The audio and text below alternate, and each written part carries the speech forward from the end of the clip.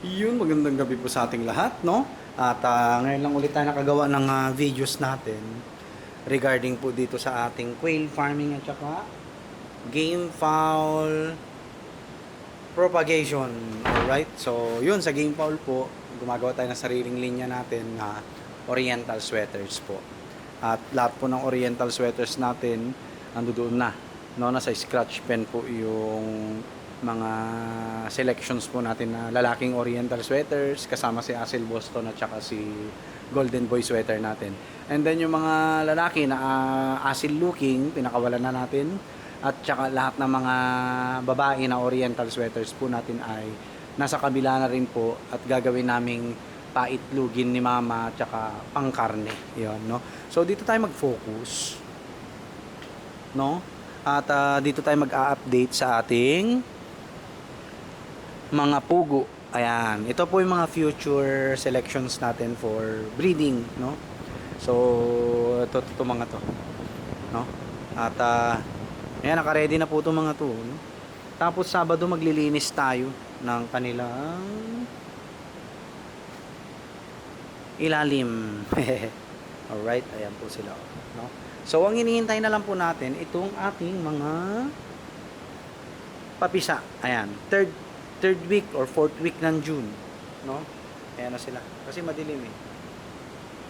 Third week or fourth week ng June ay ready na po yan for breeding. Alright, makakapagparami na po tayo. So dito po natin ilalagay sa scratch pen. Ayan, yung mga breeders natin, no? So 3:9 muna. Okay? So 3 roosters sa 9 na inahin. And then papapisa po tayo and hanggang sa maging 5:20 na, no? Bawat scratch pen, bali 25, 100 na po diyan ang mailalagay nating breeders. Tapos dito pa po, no? 2 kwarto pa to, no? Yan, no? Yan, at saka yan, no? So may pakainan na rin po yan, naka-ready na. Ayan, madilim eh. So 25 pa yan, bali 150 na yung mga quail breeders natin. Syempre hindi na tayo mahihirapan magparami at magbebenta na rin po tayo ng fertile eggs.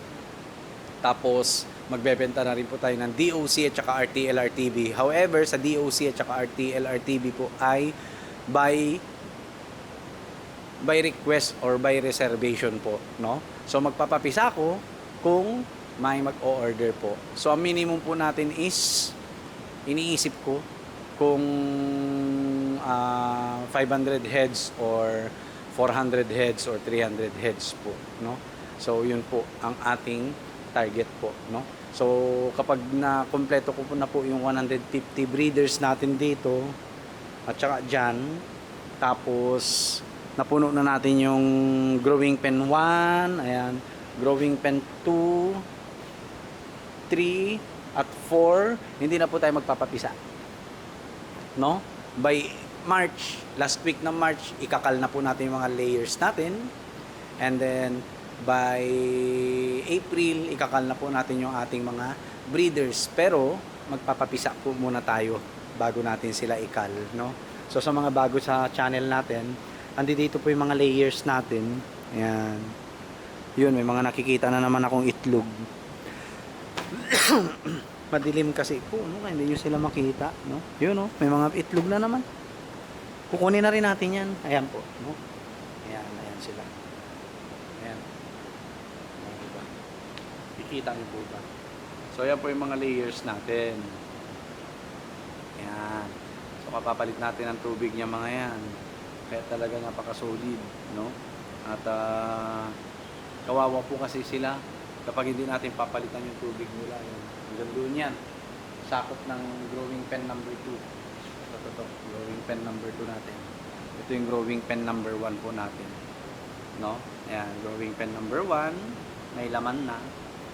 Yan ang source of income natin. Growing pen 2. Growing pen 3. Ayan. Yung straight na yan. Tapos growing pen number 4. Dire-diretso yan. Alright? So magpapatambak po tayo ng buhangin sa Sabado. Tatambakan na po yan. Papatanggal ko na po yan. Yan tabla na yan. no? Tapos papatambakan unang buhangin, ito, pantay, no? Tapos papatambakan din natin buhangin. Yung susobra, ipapatambak ko po sa mga fly pen po natin na 6. Kung may susobra pa rin, papatambak ko po doon sa silungan ng ating mga manok na nasa range, no? So yun po ang plano po natin. Alright? And then wala na ba? Yan, no? Wala na siguro. Pag maglilinis po tayo, no? Sabado ng kulungan. Yan, dami na, oh. Dami na po ipot. Kakasakit na to mga to. Ayan po. Punong-puno na. Lalo to nababasa. Okay? Lalo po to. Yan, tsaka ito. No? So maglilinis po tayo. Then, sabay na. Habang naglilinis tayo, nagpapatambak po tayo ng buhangin sa growing pen 1 to 4 natin. At saka dyan sa fly pen po natin. No, magpapatambak rin po tayo. So, yun. By July, start na po tayong mag-incubate ng ating quail eggs. Yan. Meron tayong dalawa dito na automatic incubator. Tapos, isang DIY incubator. Yan, maganda pong hatching rate niyan. And then, pack na walang itlog. Ando doon sa kwarto. At tayo po ay maglalagay na sa plastic ng mga egg. Lahat po to ay sold na, no? Pati yung ating collection para bukas, sold na po, no? So, bali ang available na lang natin is Thursday onwards. Kung wala magre-reserve, ayan, no? Yung mga itlog ng pugo natin. So, ito po yung main source of income generation natin, no? Itong ating mga quail eggs, no? Sa totoo lang po, laki na ng naipon natin sa pagbebenta po ng itlog ng pugo. Bakit? Kasi ganito po ang diskarte ko, no? Ayan, sasabihin ko na. Ang diskarte ko po, kapag ako ay nag-start ng small scale business, no? Ay hiwalay po yung pera ng pang-business sa pera ko po, no? Ano ibig sabihin ko po dito? Hiwalay po. Halimbawa, namuhunan po ako sa business. Doon lang po yan sa box or sa lagayan ng pang-business. Pag may kailangan po yung mga pugo natin ng at manok natin ng feeds, vitamins, at kung ano-ano pang mga kailangan nila, no, mga development dito or conversion ng mga kulungan, is doon lang po ako kumukuha sa kanilang savings, no? Pero sa ngayon, wala tayong problema. Marami tayong feeds ng pugo. Marami tayong feeds para sa sisiw. Ito puno to. Pang sisiw, pang quail chicks natin. Ito punong-puno, ayan. Nakikita ba? Ayan, puno. Avimax. And then ito po ay nasa kalahati pa. Yung para sa mga manok natin. Anyway, hindi naman natin yan priority, no? And then, may mga gamot na po tayo dito. Solfar QR, Premoxil, Egg 1000 yan, buong buo pa. Ito, nabawasan na po to Vitamin Pro natin, no?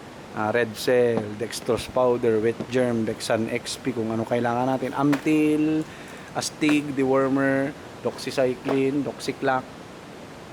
Andyan na po lahat ang kailangan natin, no? Wala na tayong gagastusin. Ang ginagastos ko na lang po is yung feeds. So, saan tayo kukuha pag bibili ng feeds? Doon sa savings nila at saka sa ipon nila na sa kinikita natin. Actually, ayan, i-share ko, no? Sa 100 heads na layers po, no? Nababawi ko na po sa ika-11th day ng quail egg harvest natin. Yun na pag nabili natin na Avimax, ayan, Avimax ng Pilmeco. 1.6 po kasi ito, yan.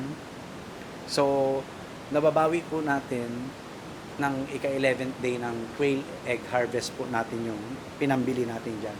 So, yung 19 days na natitira sa isang buwan, lahat ng egg collection natin is kita na po natin. Yes po.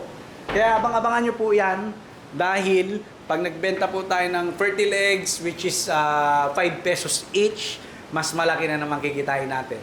Pag nagbenta na po tayo ng day-old chicks, yan, by reservation siya, may minimum 25 pesos each.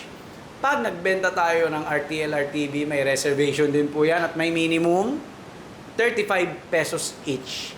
Kapag laying na or layers na, 45 pesos isa at may minimum. Yan po, diyan tayo kikita na malaki, no? Diyan tayo kikita na malaki sa Fertile Eggs, DOC, RTL, RTB, no? Pero by request and by reservation po tayo ha sa DOC, RTL, RTB.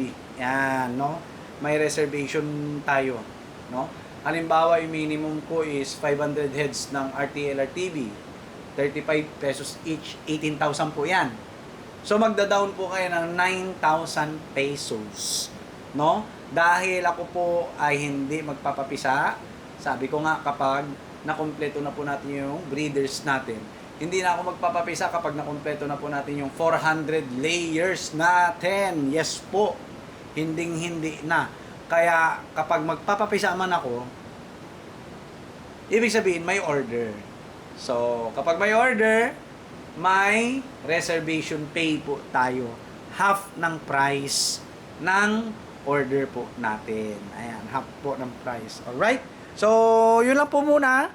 Ito po ay ilalagay natin sa plastic. Bibilangin na po natin para at least naka-ready na po para bukas. Alright? So, yun lang po.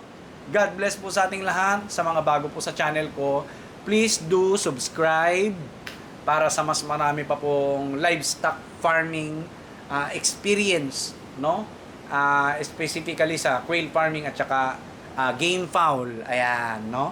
So, yung content po natin tungkol sa mga game fowls po natin ay siguro gagawin po natin na every Saturday na lang po. So, yun lang po. God bless po sa ating lahat. Daming itlog, oh. Peace!